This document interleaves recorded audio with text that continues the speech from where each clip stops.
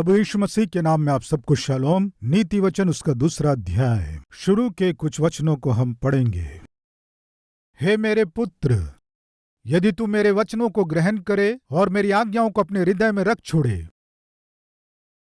और बुद्धि की बात ध्यान से सुने और समझ की बात मन लगाकर सोचे और प्रवीणता और समझ के लिए अति यत्न से पुकारे और उसको चांदी के समान ढूंढे और गुप्त धन के समान उसकी खोज में लगा रहे, तो तू यहोवा के भय को समझेगा और परमेश्वर का ज्ञान तुझे प्राप्त होगा, क्योंकि बुद्धि यहोवा ही देता है और ज्ञान और समझ की बातें उसी के मुंह से निकलती हैं। प्रिय सुलेमान ने इन नीति वचनों को लिखा है और लिखकर इन वचनों में सुलेमान क्या कह रहा है? जो इन वचनों को पढ़ रहे हैं उनमें से हर एक से बात करते हुए, हे मेरे पुत्र या हे मेरी पुत्री, बुद्धि को प्राप्त कर। आप कोई भी काम करें, आपको क्या चाहिए? बुद्धि चाहिए। बुद्धि को प्राप्त कर। यदि तुम में से किसी को बुद्धि की घटी हो तो क्या करना है? गूगल में जाकर ढूंढना है। सही है क्या? गूगल में जाकर ढूंढना ऐसा लिखा है तो क्या करना है प्रियो? बाइबल बताती है यदि आप में से किसी को बुद्धि की आवश्यकता है तो जो बुद्धि का आधार है वो यहोवा है। यहोवा के पास आइए, यहोवा से मांगिए, क्योंकि सुलेमान व्यक्तिगत रूप से और अनुभव से अपने जीवन में जान लिया। आप जानते हैं ना सुलेमान का पिता कौन है? सुलेमान का पिता दाऊद है। 40 वर्ष अद्भुत रूप से शासन करके मरने से पहले अपने पुत्र सुलेमान को अभिषेक करके राज्य से परिचय कराया। मेरे बाद, मेरे उपरांत सुलेमान इस राज्य पर शासन करने जा रहा है। इस तरह शासन करने जा रहा है। सुलेमान के विषय में दाऊद परिचय कराया। प्रियो, हम बाइबल में देखते हैं सुलेमान अपने विषय में कहता है कि मैं छोटा लड़का सा हूं। तो प्रियो, उसकी कितनी उम्र रही होगी? इतने महान राज्य को दाऊद जैसे महान राजा के महान बुद्धि से और महान आत्मिकता से सुनहरे शासन काल को देने के बाद उसका पुत्र सुलेमान जो अनुभवहीन है, राज्य पर शासन कर पाएगा क्या? बहुत से शत्रु इज़राइल देश को अपने अधीन करने की बहुत सी कोशिशें की, लेकिन दाऊद के समय में कोई भी हिम्मत करके उस राज्य को अपने अधीन नहीं कर पाए। बहुत से युद्ध हुए, उन सभी में दाऊद जीत पाया। देश को सुरक्षित और शांतिपूर्वक और अद्भुत शासन को दे पाया। 16-17 वर्ष का ये सुलेमान क्या सच में अच्छा शासन कर पाएगा? क्या सच में युद्ध कर पाएगा? क्या सच में बहुमूल्य और सुरक्षित शासन दे पाएगा? क्या संभव नहीं है। तो फिर उसने क्या किया? आप एक बात जानते हैं, सुलेमान 40 वर्ष शासन किया। इन 40 वर्ष के शासन कालों में एक राजा भी इज़राइल देश के ऊपर आक्रमण नहीं कर पाया। कोई भी देश इज़राइल देश पर चढ़ाई नहीं की। चारों ओर से कहीं से भी युद्ध का नामो निशान नहीं था। कारण जानते हैं? सुलेमान की महान बुद्धि। कहां से मिली उसे ये बुद्धि? कारण जानते हैं प्रियो, देखेंगे। आइए, राजाओं की पहली पुस्तक 2 अध्याय 1 वचन। जब दाऊद के मरने का समय निकट आया तब उसने अपने पुत्र सुलेमान से कहा, मैं संसार की रीति पर कूच करने वाला हूं, इसलिए तू हियाव बांधकर पुरुषार्थ दिखा। आगे पीछे के अंतर में हम सबको जाना ही होगा। मेरे जाने का समय निकट आ गया है। मैं जा रहा हूं बेटे, मैं आंखें बंद करने वाला हूं। दाऊद को मालूम चला कि वो मरने वाला है। वो इसे जान गया। इस बात को जानकर दाऊद ने क्या किया जानते हैं? अपने पुत्र सुलेमान को बुलाकर बहुत ही अद्भुत रूप से भविष्य के रूप में बता रहा है। संसार की रीति पर मैं जा रहा हूँ, इसलिए तू हियाव बांध कर पुरुषार्थ कर, और जो कुछ तेरे परमेश्वर यहोवा ने तुझे सौंपा है उसकी रक्षा करके उसके मार्गों पर चला करना, और जैसा मूसा की व्यवस्था में लिखा है वैसा ही उसकी विधियों तथा आज्ञाओं और नियमों और चेतावनियों का पालन करते रहना, जिससे जो कुछ तू करे और जहाँ कहीं तू जाए उसमें तू सफल होए, और यहोवा अपना वह वचन पूरा करे जो उसने मेरे विषय में कहा था। यदि तेरी संतान अपनी चाल के विषय में ऐसे सावधान रहे कि अपने संपूर्ण हृदय और संपूर्ण प्राण से सच्चाई के साथ नित्य मेरे सम्मुख चलते रहे, तब तो इज़राइल की राजगद्दी पर विराजने वाले की तेरे कुल परिवार में घटी कभी ना होगी। मेरे बेटे,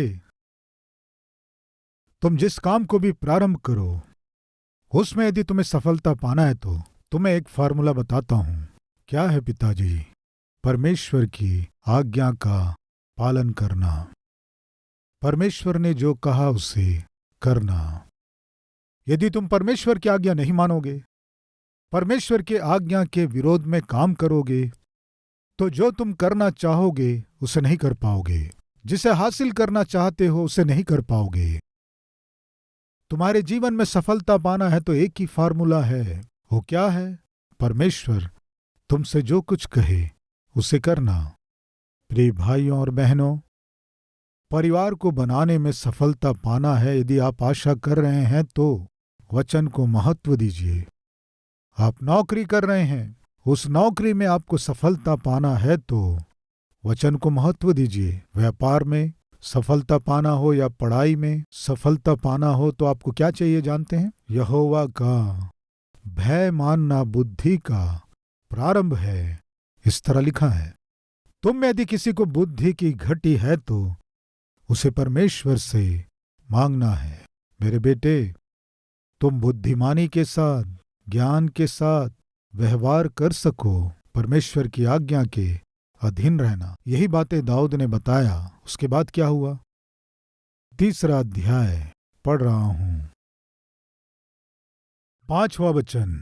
गिबोन में यहोवा ने रात को स्वप्न के द्वारा सुलैमान को दर्शन देकर कहा, जो कुछ तू चाहे कि मैं तुझे दूं वह मांग। प्रियो, हम यहां देखते हैं परमेश्वर कह रहे हैं, सुलैमान तुम्हें क्या चाहिए मांगो, मैं तुम्हें दूंगा। प्रियो, यदि परमेश्वर दर्शन देकर आपसे कुछ मांगो इस तरह कहेगा तो आप क्या मांगेंगे? प्रभु मेरे बाल झड़ रहे हैं, नहीं है कहेंगे? प्रभु मैं बहुत मोटा हो रहा हूं, बहुत मेहनत करने पर भी, कितने थ्रेडमिल चढ़ने पर भी वजन कम नहीं हो रहा है, मैं गंजा हूं प्रभु, कुछ भी करके हाँ मेरे बाल बढ़ सके कीजिए। मैं पूछता हूं आप क्या मांगेंगे? अगर आज की रात परमेश्वर दर्शन देकर तुम्हें क्या चाहिए पूछेंगे तो आप क्या मांगेंगे? धन, बल या इस संसार के भोग विलास को मांगेंगे? क्या मांगेंगे? एक बार सोचिए। सुलेमान क्या मांगा देखेंगे, आइए। कितनी अद्भुत मांग है। 6वां वचन।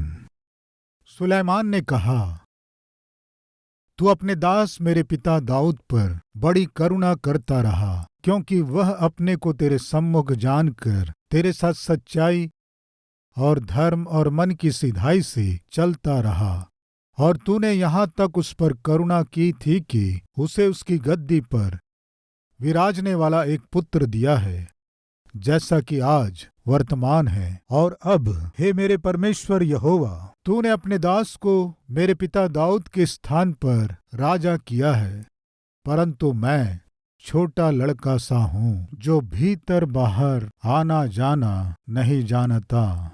फिर तेरा दास तेरी चुनी हुई प्रजा के बहुत से लोगों के मध्य में है, जिनकी गिनती बहुतायत के मारे नहीं हो सकती। तू अपने दास को अपनी प्रजा का न्याय करने के लिए समझने की ऐसी शक्ति दे कि मैं भले बुरे को परख सकूं, क्योंकि कौन ऐसा है कि तेरी इतनी बड़ी प्रजा का न्याय कर सके। अपने दास को न्याय करने के लिए समझने की ऐसी शक्ति दे। प्रियो, क्या मांगा जानते हैं? यहोवा पिता, आज मैं जो कुछ भी हूं वो आपका दिया हुआ सौभाग्य है। आज मैं जिस पोस्ट में हूं उसे आपने दी है। उस पोजीशन में आपने मुझे रखा है। जो पोस्ट आपने मुझे दी है, जो काम आपने मुझे सौंपा है, जो जिम्मेदारी आपने मुझे दी है, उस जिम्मेदारी को न्याय से निभाना है तो मुझे क्या चाहिए? बुद्धि चाहिए। मेरा पिता दाऊद अद्भुत राजा था। आपकी इच्छा के अनुसार जिया, अपनी यात्रा समाप्त करके चला गया। उस सिंहासन पे आप मुझे बैठाए, मैं किस योग्य हूँ? मैं छोटा लड़का सा हूँ। वो अपनी कमी को जान रहा है, पहचान रहा है, दीनता से परमेश्वर से कह रहा है, आपके दिए गए इस अद्भुत जिम्मेदारी को यदि मुझे निभाना है तो मुझ में बुद्धि कहाँ है? आज जो जिम्मेदारी मेरे हाथ में है उसे सही रीति से निभाना है तो मुझे बुद्धि प्रदान कर, विवेक प्रदान कर। ये था उस दिन जो सुलेमान ने मांगा। आज आप एक पति हो सकते हैं, पत्नी हो सकती हैं, पिता हो सकते हैं, माँ हो सकती हैं। पिता के रूप में, माँ के रूप में आपकी जिम्मेदारी है। पति के रूप में, पत्नी के रूप में आपकी जिम्मेदारी है। आपकी जिम्मेदारी को सही रीति से निभाना है तो आपको क्या चाहिए? बुद्धि चाहिए। बाइबल में एक सुंदर बात है। एक सुंदर स्त्री अपने घर को बनाती है। इस तरह बाइबल में है कि नहीं? है या नहीं? बहुत ही गोरी स्त्री अपने घर को बनाती है, इस तरह बाइबल में लिखा है। तो क्या लिखा है प्रियो? कितनी सुंदर हो तो क्या फायदा यदि बुद्धि ना हो तो? कितनी गोरी होने से क्या फायदा बुद्धि ना होने से? बाइबल में क्या लिखा है जानते हैं? बुद्धिमान स्त्री, बुद्धिमान गृहिणी अपने घर को बनाती है। एक गृहिणी के रूप में परमेश्वर आपको एक पोस्ट दिया है। एक गृहिणी के रूप में उस पोस्ट के साथ न्याय करना है तो आपको क्या चाहिए? बुद्धि चाहिए। एक पति के रूप में परमेश्वर आपको एक पोस्ट दिया है, एक जिम्मेदारी दिया है। पति के रूप में आपको अपनी जिम्मेदारी पूरी करना है तो बुद्धि चाहिए। बुद्धि से ही आप अपने घर को और आपके परिवार को आप बना पाएंगे। बाइबल में क्या है जानते हैं? बुद्धिमान स्त्री अपना घर बनाती है। बुद्धिमान पुरुष अपने परिवार का निर्माण करता है। समझ में आया? इसलिए घर बनाना हो या परिवार का निर्माण करना हो, पति पत्नी के रूप में, माता पिता के रूप में परमेश्वर के दिए गए उस पोस्ट का न्याय करना है तो आपको क्या चाहिए?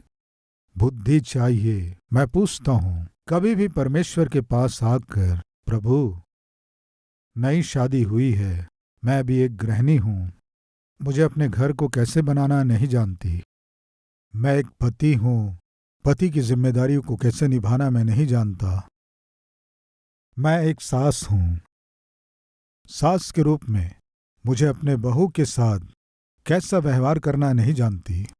बेटे या बेटी को परमेश्वर देने से, प्रभु अभी तक हमारी संतान नहीं थी, पुत्र को तोहफे के रूप में दिए, बेटी को तोहफे के रूप में दिए, बच्चों को कैसे पालना नहीं पता। प्रभु मुझे बुद्धि चाहिए। कभी आपने मांगा क्या? हमेशा हम क्या मांगते हैं बताइए? बहुत कुछ मांगते हैं। ये दीजिए प्रभु, वो दीजिए प्रभु, स्वयं का मकान दीजिए, बाइक दीजिए, कार दीजिए प्रभु, सोने का नेकलेस दीजिए प्रभु। प्रभु के पास आकर क्या मांग रहे हैं आप?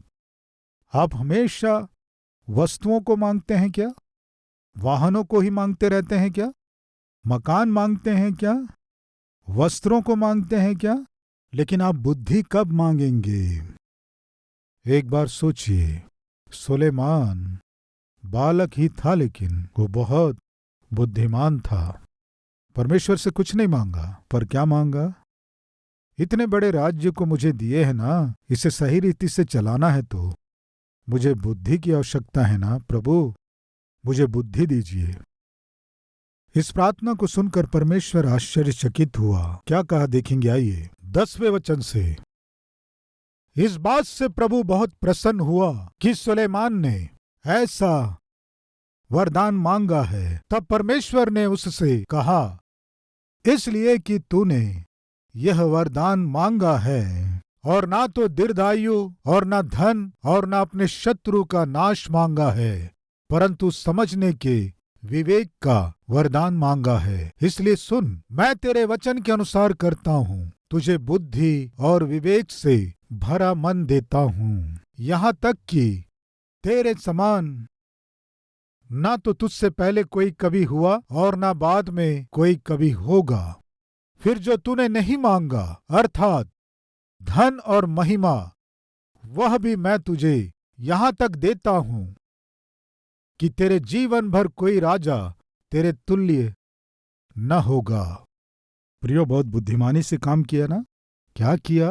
प्रभु, आपने मुझे एक जिम्मेदारी दिए हैं, राजा के रूप में शासन करने का अधिकार आप दिए। आपके द्वारा दिए गए पोस्ट की, दिए गए पोजीशन की कैसे रक्षा करना है, कैसे सफल होना है, मुझे सिखाइए पिता। बुद्धि चाहिए प्रभु।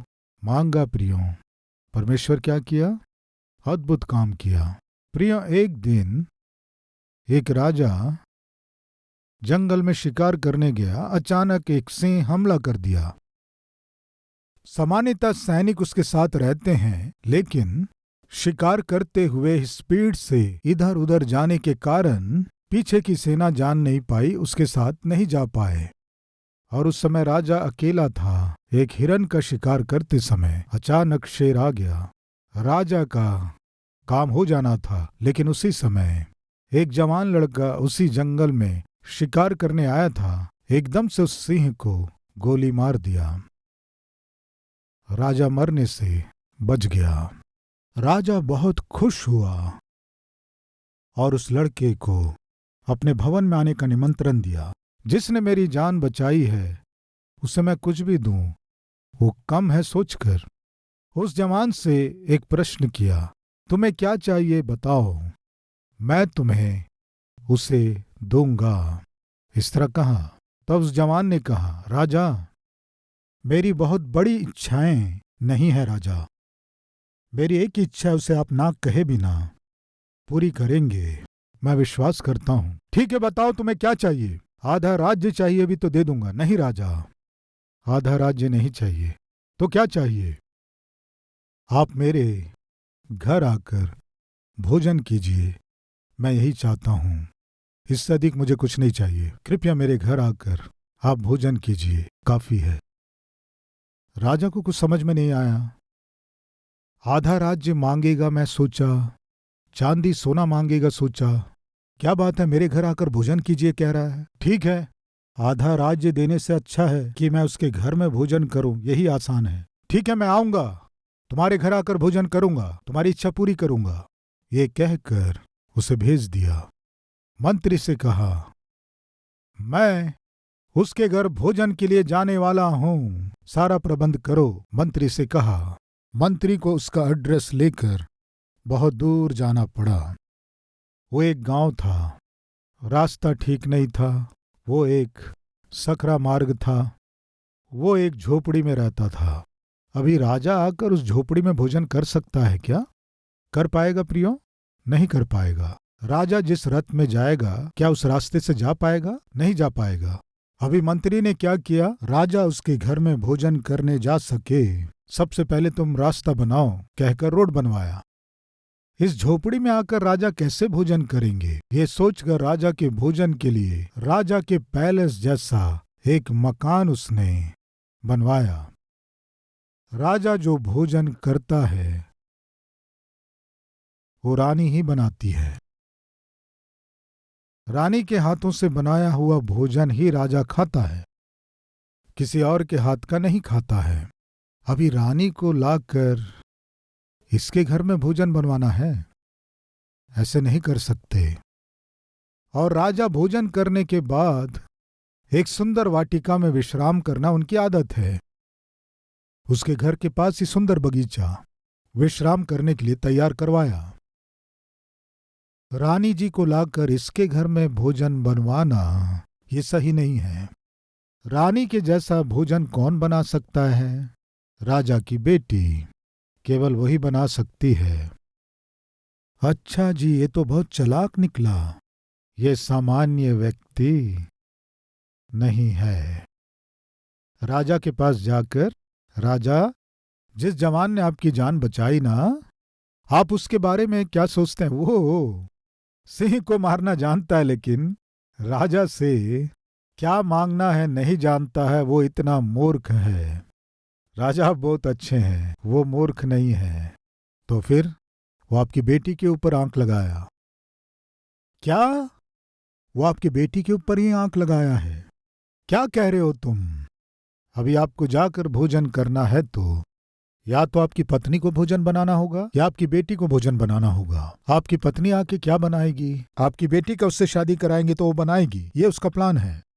अच्छा, सच में वो इतना बुद्धिमान है? हाँ, बहुत बुद्धिमान है। अगर ऐसा व्यक्ति मेरा दामाद बन गया तो मेरे लिए भी अच्छा है। उससे बेटी देकर शादी करा दिया। उसकी बुद्धि काम आई?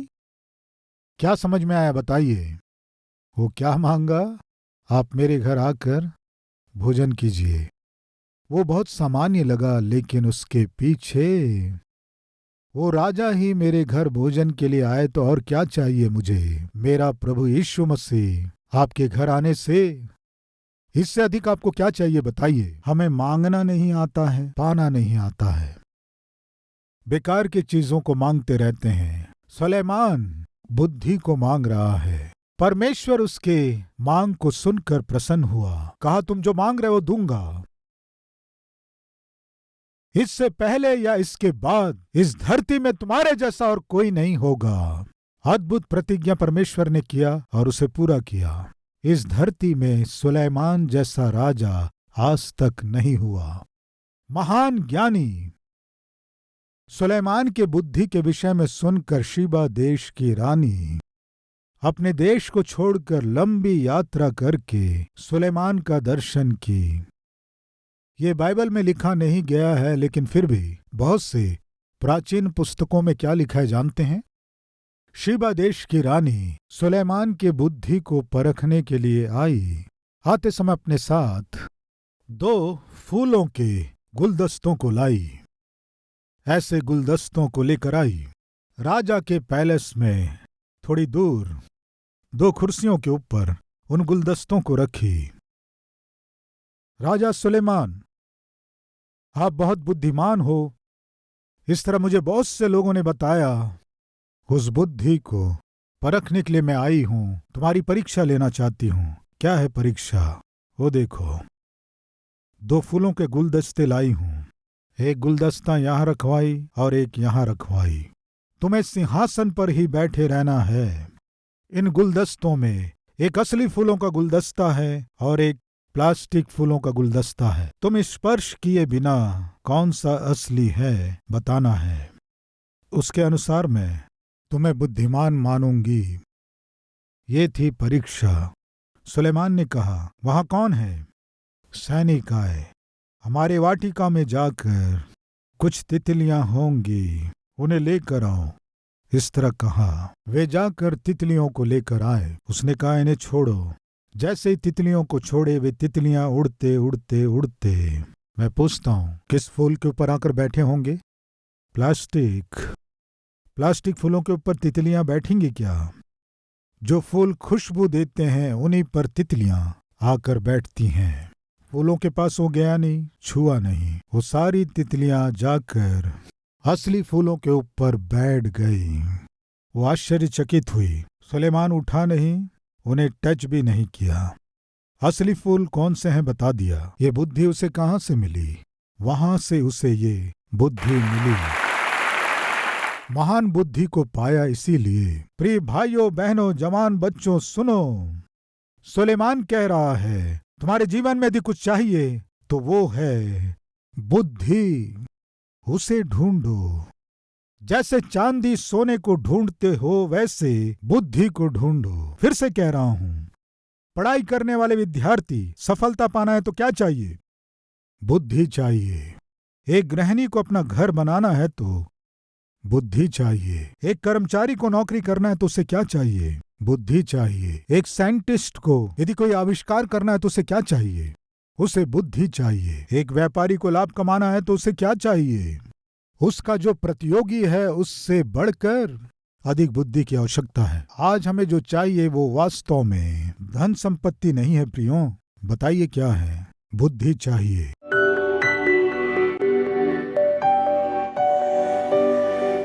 पवित्र पिता, बहुत ही सामर्थी संदेश के द्वारा आप हमसे बात किए पिता। यह विशेष संदेश केवल इन्हें ही नहीं सुनना है, बहुत से लोग सुनना है, बहुत से लोग सुनना है तो इन्हें ही जाकर उन्हें निमंत्रण देना है। ऐसा मन दीजिए पिता। ये संदेश हर एक पति के लिए आवश्यक है, पत्नी को आवश्यक है, बच्चों को आवश्यक है, बड़ों को आवश्यक है, मित्रों रिश्तेदारों को आवश्यक है। पिता, अच्छा मन इन्हें देकर, बुद्धि और विवेक से भरा मन इन्हें देकर बहुत से लोगों को उद्धार के मार्ग में ला सकें, ऐसा अनुग्रह कीजिए। आज हमें केवल एक आवश्यकता है पिता। आज हम जिस स्थान में हैं, जिस स्थिति में हैं, उस स्थान और स्थिति का यदि हमें न्याय करना है तो हमें बुद्धि चाहिए। पिता, मुझे ज्ञान चाहिए, बुद्धि प्रदान कीजिए, बुद्धि प्रदान कीजिए पिता। प्रभु यीशु मसीह के नाम से मांगते हैं पिता, आमीन। हमारा पता Calvary, post box number 30, Kukatpally, Hyderabad 72।